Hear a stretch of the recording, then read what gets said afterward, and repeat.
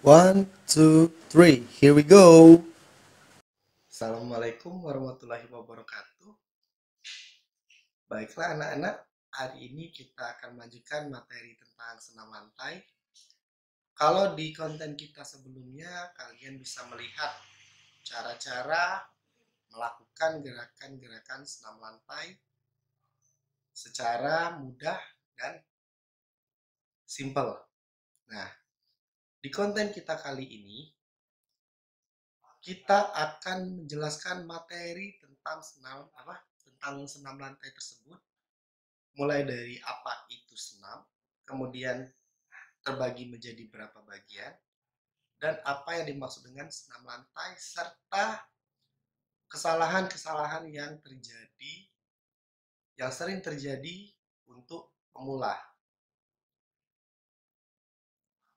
Diharapkan dengan materi ini kalian bisa membuat gerakan tersebut menjadi lebih mudah dan harus berhati-hati.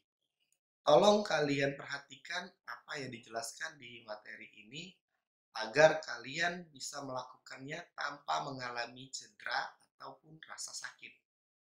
Baiklah, tanpa berlama-lama lagi, kita mulai saja penjelasannya. One, two, three. Here we go. Baiklah anak-anak, hari ini kita akan melanjutkan materi kita mengenai senam lantai. Pada hari Kamis kemarin, Dedi sudah memberikan contoh-contoh gerakan dari senam lantai dan memberikan tugas pada kalian untuk melakukan gerakan-gerakan tersebut, kemudian direkam dan dikirimkan ke WA Dedi sebagai hasil dari praktek kalian. Dedi ingatkan sekali lagi, untuk materi senam lantai ini tidak perlu kalian catat di buku, ya. Terus kalian foto dan dikirimkan ke Dedi. Tidak. Kalian boleh membuat catatan mengenai senam lantai dan yang kalian kirimkan ke Dedi merupakan video aktivitas kalian melakukan gerakan-gerakan senam lantai tersebut. Oke, Dedi ingatkan sekali lagi, yang dikirim hanya video kalian melakukan aktivitas atau gerakan-gerakan senam lantai tersebut. Jadi bukan catatan. Baiklah, kita akan lanjutkan. Sebelumnya kalian harus tahu dulu, senam itu dapat diartikan sebagai bentuk pembelajaran fisik yang disusun secara sistematis dengan melibatkan gerakan-gerakan terpilih dan terencana untuk mencapai tujuan tertentu. Dari kata-kata tersebut, kita dapat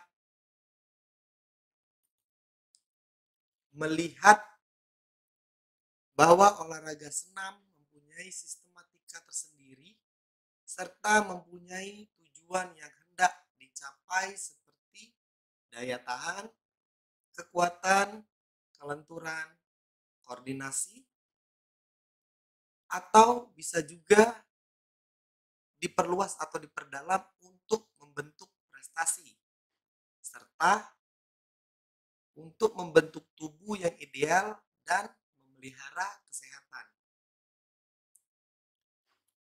Pengertian dari senam lantai.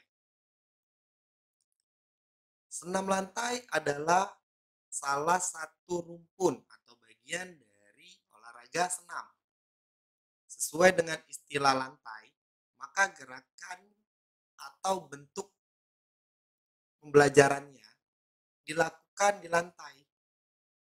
Jadi, lantai atau matraslah yang merupakan alat yang dipergunakan. Senam lantai disebut juga dengan istilah pembelajaran bebas. Tujuan melakukan senam lantai selain untuk meningkatkan kemampuan dalam melakukan bentuk-bentuk gerakan senam lantai sendiri, juga sebagai pembelajaran pembentukan kemampuan untuk melakukan gerakan senam dengan alat. Seperti yang Dedi bilang pada video yang kemarin, senam itu terbagi menjadi 3, yaitu senam lantai, senam alat, dan senam irama. Nah, di sini ada kata yang menunjukkan gerakan senam dengan alat. Alat yang dimaksud itu seperti untuk laki-laki ada yang namanya palang sejajar yang tingginya sekitar 160 cm dari permukaan tanah. Sesuai dengan namanya, sejajar berarti dia memiliki 2 buah palang yang selebar bahu kita, bahu dewasa ya, selebar bahu dewasa. Kita melakukan gerakan-gerakan senam lantai tersebut di palang yang sudah ditentukan itu, dengan tumpuan bahu, ya, dengan tumpuan bahu. Seperti kalian melakukan roll, kalau kalian melakukan roll seperti biasa di lantai, ini di palang sejajar itu dengan jalur atau tumpuan hanya di bahu, ya. Palang sejajar tidak boleh dimainkan atau tidak ada nomor perlombaan untuk putri atau wanita. Di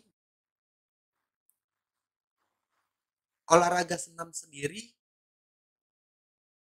beberapa alat itu khusus untuk gender-gender tertentu, ya. Jadi yang laki-laki tidak boleh memainkan alat yang dipergunakan untuk wanita atau yang putri, dan sebaliknya untuk nomor putri tidak akan menggunakan alat yang diperlombakan pada nomor putra. Nah, untuk putri sendiri, kita ambil contoh, kalian bisa browsing. Ada yang namanya balok titian. Kalian bisa lihat di situ hanya ada seperti papan ya, seperti papan.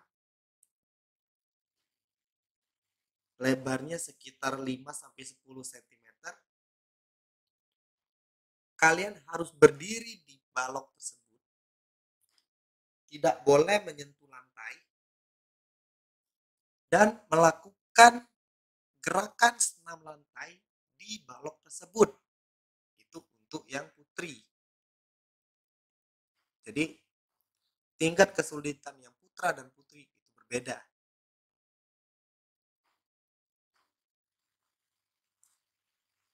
Nanti kita akan bahas lebih lanjut di materi senam alat. Oke, berikutnya hal-hal yang perlu diperhatikan dalam mempelajari senam lantai. Yang pertama, hendaknya selalu menggunakan matras atau tempat yang aman.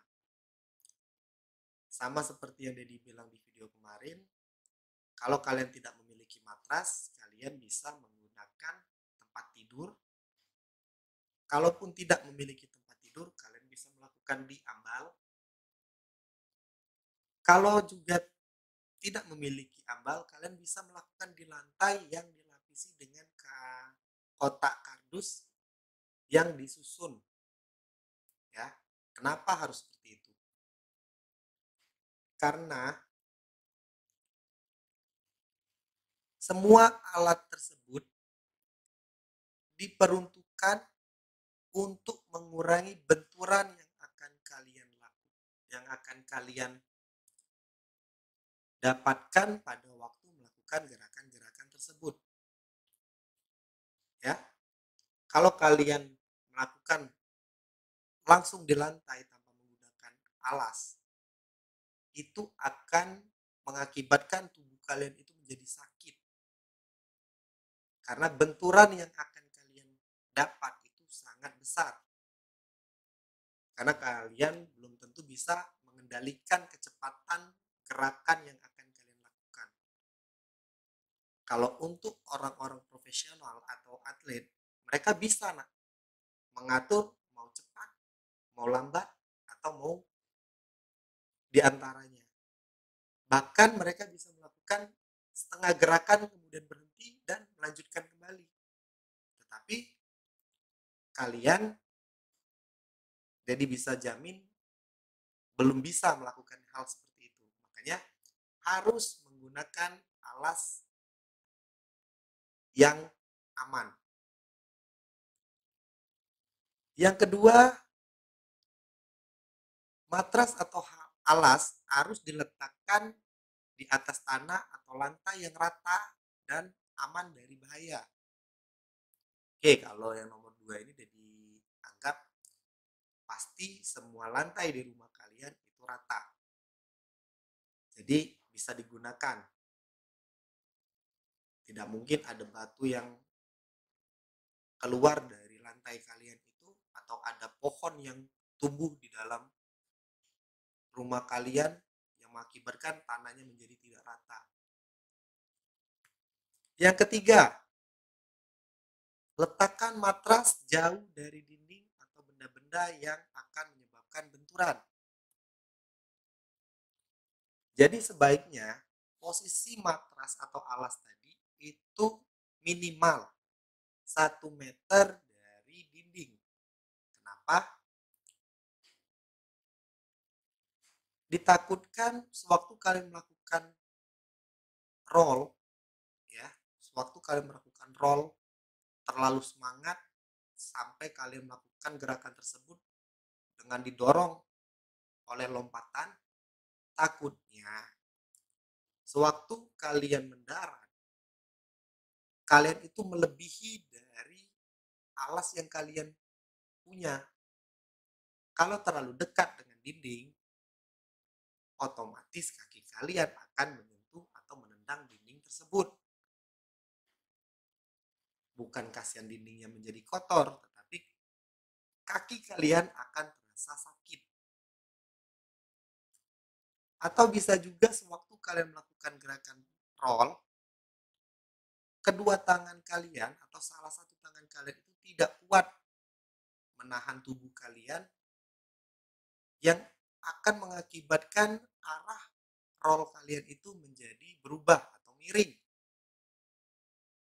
Entah miring ke kiri atau miring ke kanan. Kalau kalian langsung didekatkan dengan dinding, sama seperti waktu kalian melakukan roll dengan cara melompat tadi, bagian tubuh kalian akan membentur dinding tersebut.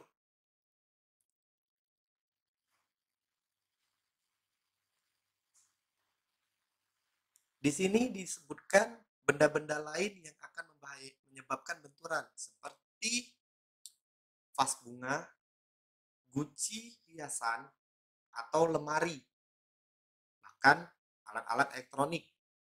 Jadi kalian harus pastikan dulu letak matras atau letak alas kalian itu harus benar-benar aman dari benda yang menyebabkan benturan. Kemudian periksa matras dan keamanan di sekitarnya yang mungkin dapat mengganggu kegiatan.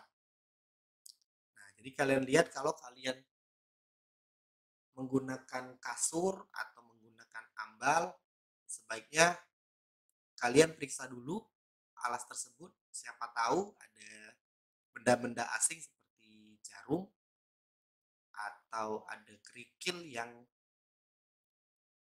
sedikit tajam, itu bisa berakibat membuat tubuh kalian luka atau tergores.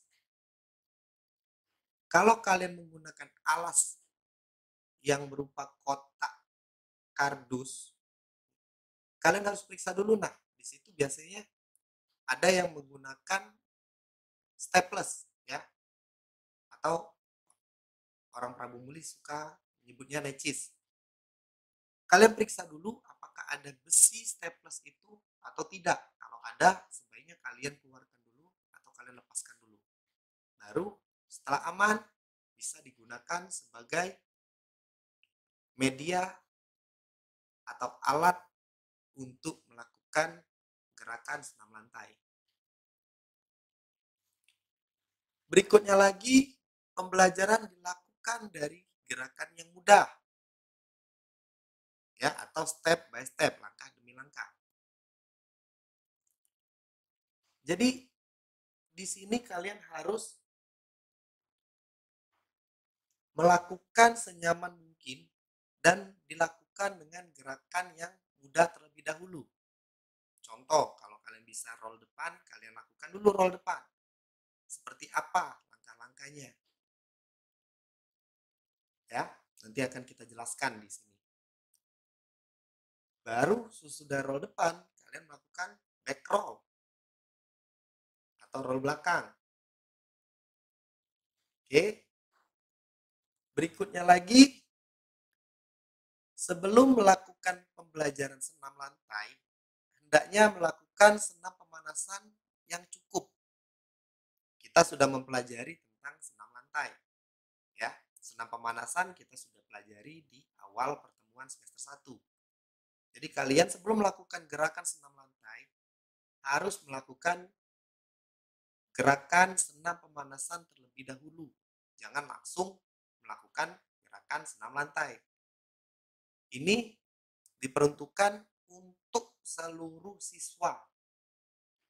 Karena bila otot kalian tidak siap menerima gerakan tersebut, akan terjadi gangguan di otot kalian seperti adanya kram atau adanya rasa ngilu di tubuh kalian. Jadi sebaiknya harus melakukan pemanasan terlebih dahulu.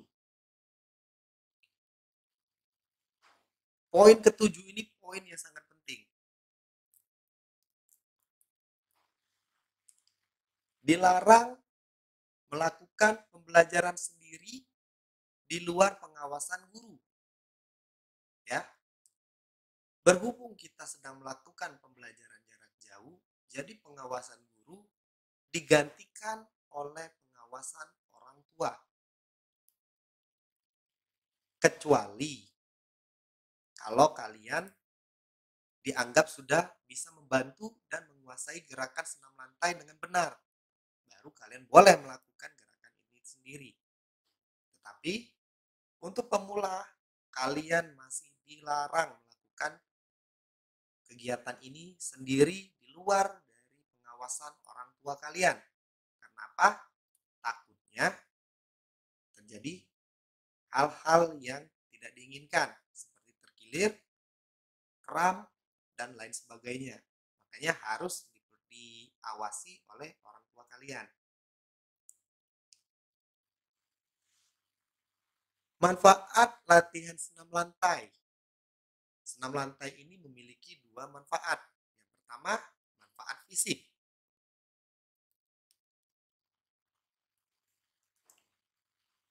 Senam lantai adalah kegiatan utama yang paling bermanfaat untuk mengembangkan potensi atau komponen fisik dan kemampuan gerak.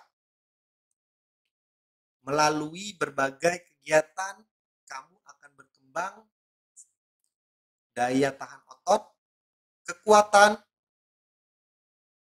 power, kelentukan, koordinasi, kelincahan, dan keseimbangannya.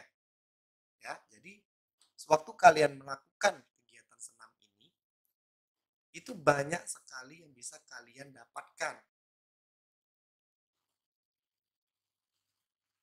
Masih ingat, di sini ada kekuatan, ada power. Ya. Power bukan kekuatan, tetapi power itu merupakan kekuatan dikali dengan kecepatan. Oke? Itu yang namanya power. Jadi bukan hanya satu komponen. Kalau kalian cari atau kalian search di Google menggunakan Google Translate, kalau kalian tulis power pasti artinya kekuatan. Tetapi di olahraga, power bukan kekuatan, tetapi memiliki komponen tambahan yaitu kecepatan. Ini sudah kita pelajari di materi yang sebelumnya pada semester 1. Yang kedua, manfaat mental dan sosial. Ketika mengikuti senam, kamu dituntut untuk berpikir sendiri tentang perkembangan keterampilannya. Untuk itu, kamu harus mampu menggunakan kemampuan berpikir secara kreatif melalui pemecahan masalah-masalah gerak. Dengan demikian, kamu akan berkembang kemampuan mentalnya. Nah, di sini kalian disuruh berpikir secara kreatif. Jadi sudah kasih contoh gerakan senam lantai di video yang kemarin. Tetapi kalian bisa modifikasi atau bisa kalian kembangkan sendiri bagaimana kalian nyaman melakukan gerakan tersebut. Ya. Jadi bukan berarti video yang dedikasi sama kalian itu harus kalian ikuti 100%, tapi itu sebagai contoh gerakan saja. Dan kalian boleh mengeksplor gerakan-gerakan tambahan yang menguntungkan kalian dalam melakukan gerakan tersebut.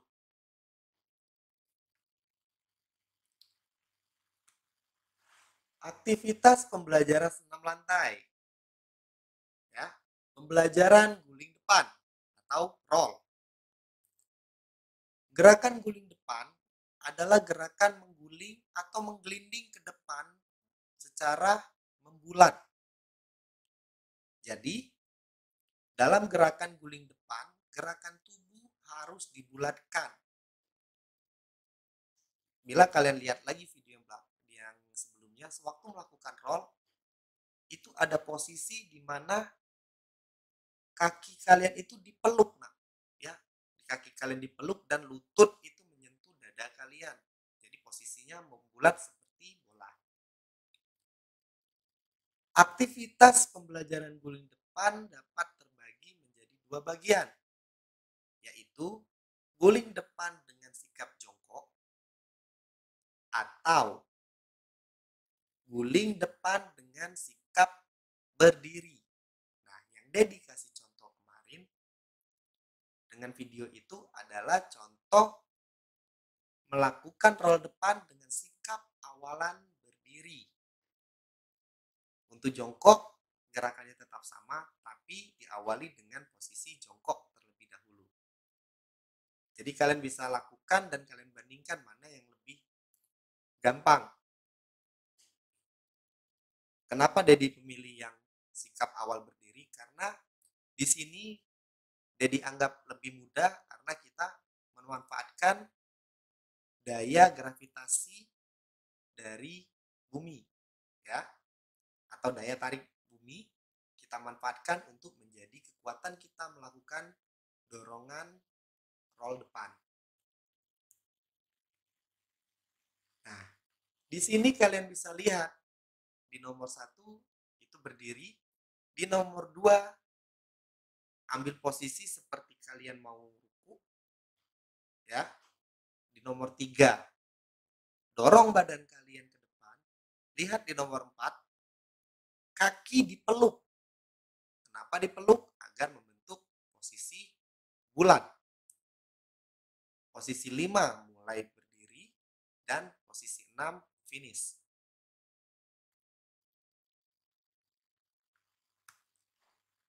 Kesalahan yang sering terjadi sewaktu melakukan guling depan. Yang pertama, kedua tangan yang bertumpu tidak tepat. Bisa diartikan dibuka terlalu lebar atau terlalu sempit. Yang harusnya kalian buka atau kalian letakkan itu sejajar dengan bahu kalian, selebar bahu kalian. Bisa kalian lebih lebarkan lagi atau kalian terlalu sempit, terlalu rapat tangannya. Dan bisa juga tangan kalian itu terlalu jauh dengan ujung kaki kalian. Seperti yang Dedi bilang kemarin, tangan harus di depan ibu jari kalian. Ibu jari kaki ya, ibu jari kaki kalian. Kenapa? Biar waktu kalian mendorong ke depan, kalian akan mudah atau kalian bisa memanfaatkan yang Dedi bilang tadi, gravitasi bumi untuk mendapatkan tenaga dorongan ke depan. Yang kedua, tumpuan salah satu atau kedua tangan kurang kuat. Seperti yang Dedi jelaskan di penjelasan tentang matras yang tadi, sehingga keseimbangan badan kurang sempurna dan akibatnya badan jatuh ke samping atau keluar dari jalur roll yang kita mau. Bahu tidak diletakkan di atas matras saat tangan dibengkokkan. Nah, maksudnya di sini kalian menggunakan kepala kalian biasanya terjadi sewaktu kalian melakukan roll itu bukan bahu yang disentuhkan ke matras, tetapi kepala yang berada di matras atau di alas yang kalian gunakan. Hasilnya, sewaktu kalian turun, kalian akan mendapat hentakan dari badan kalian dan mengakibatkan benturan yang sangat kuat di tubuh kalian yang bisa menyebabkan disposisi atau cedera pada tulang belakang kalian. Ini sangat berbahaya. Jadi ingat, bahu harus diletakkan di atas matras. Jadi yang pertama kali waktu melakukan gerakan roll itu adalah bahu, bukan kepala yang menyentuh matras. Yang keempat, saat melakukan guling depan, kedua tangan ikut menolak. Berarti waktu melakukan roll depan, tangannya didorong. Yang mengakibatkan sewaktu kalian melakukan roll depan itu seperti gerakan melompat. Atau tangan kalian ini tidak kalian tekuk. Ini banyak terjadi di lapangan yang sering Dedi temui. Berikutnya, aktivitas pembelajaran guling belakang atau back roll. Kebalikan dari roll depan, ini arahnya ke belakang. Guling ke belakang adalah menggelundung atau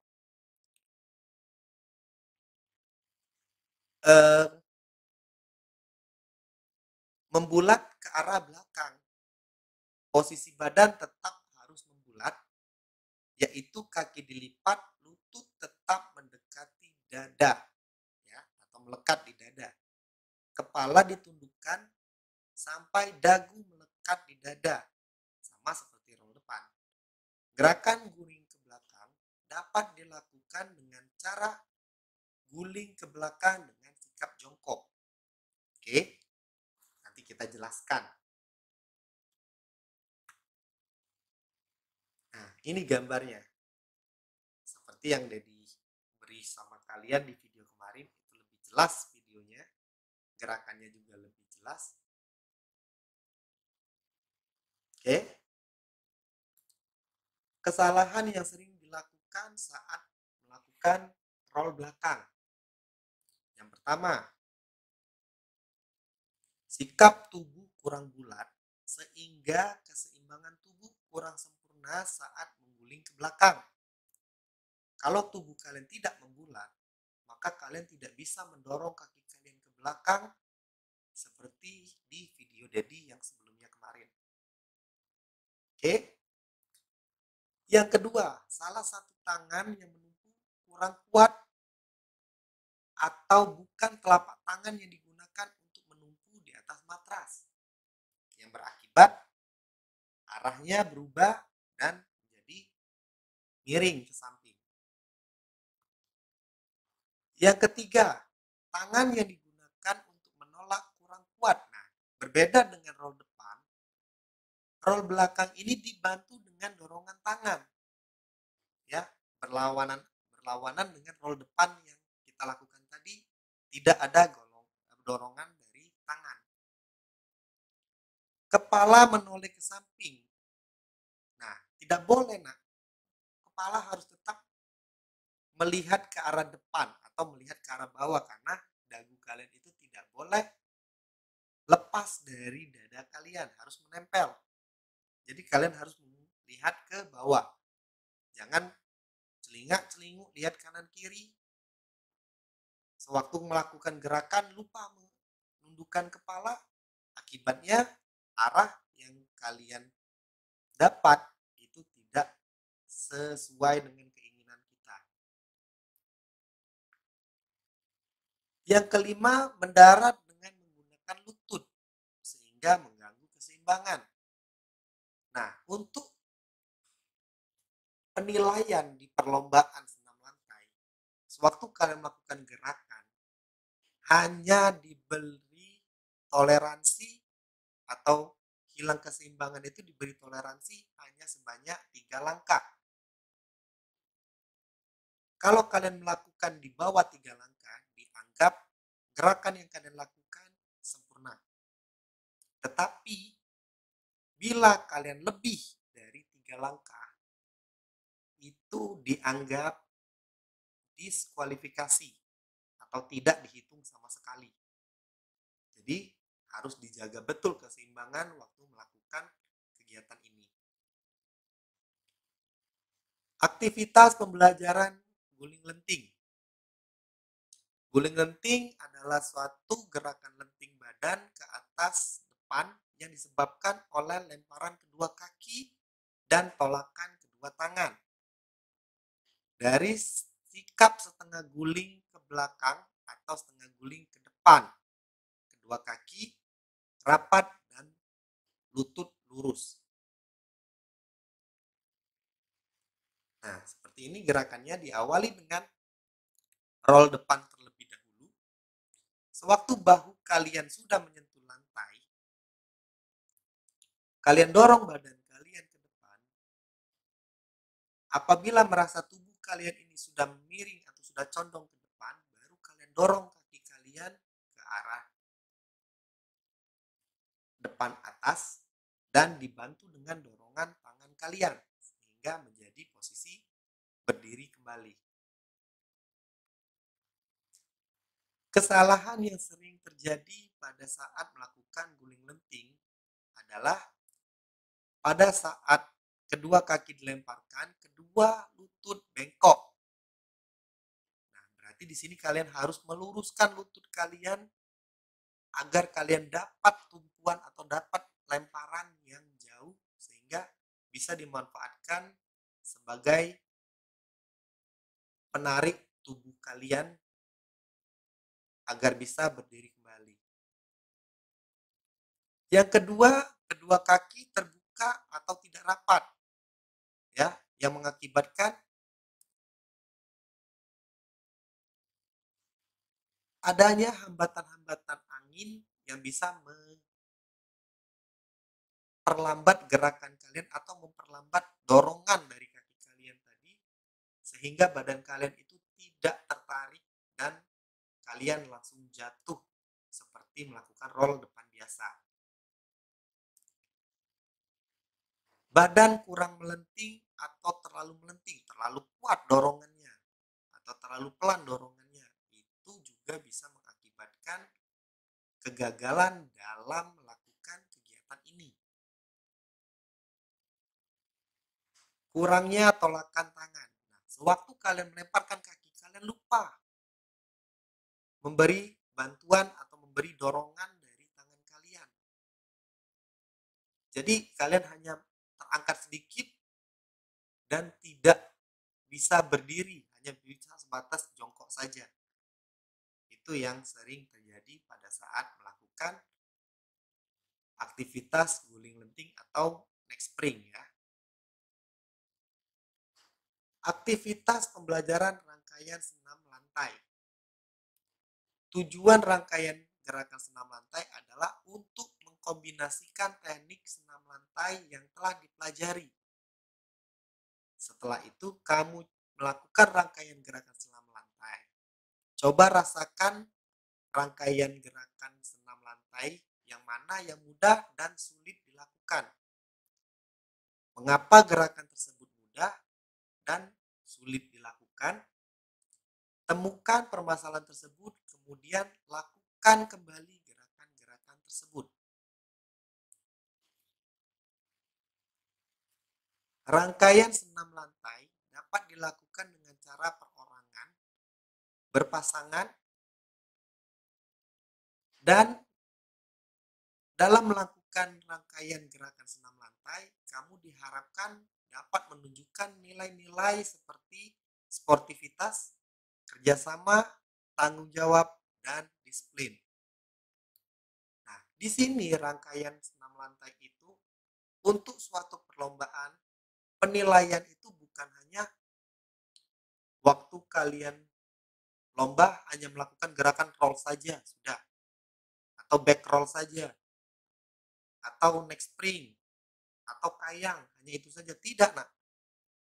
Kalian diberi waktu selama 3 menit. Nah, kalian buat gerakan kombinasi seperti kalian melakukan roll, dilanjutkan dengan neck spring atau apa, dan kemudian kayang berikutnya apa lagi. Nah, itu tidak boleh berhenti, harus dilakukan terus-menerus. Makanya kita pelajari di sini rangkaian senam lantai. Kalian cukup melakukan rangkaian itu hanya 2 gerakan, yaitu roll depan, kemudian dilanjutkan dengan roll belakang tanpa ada jeda atau tanpa berhenti.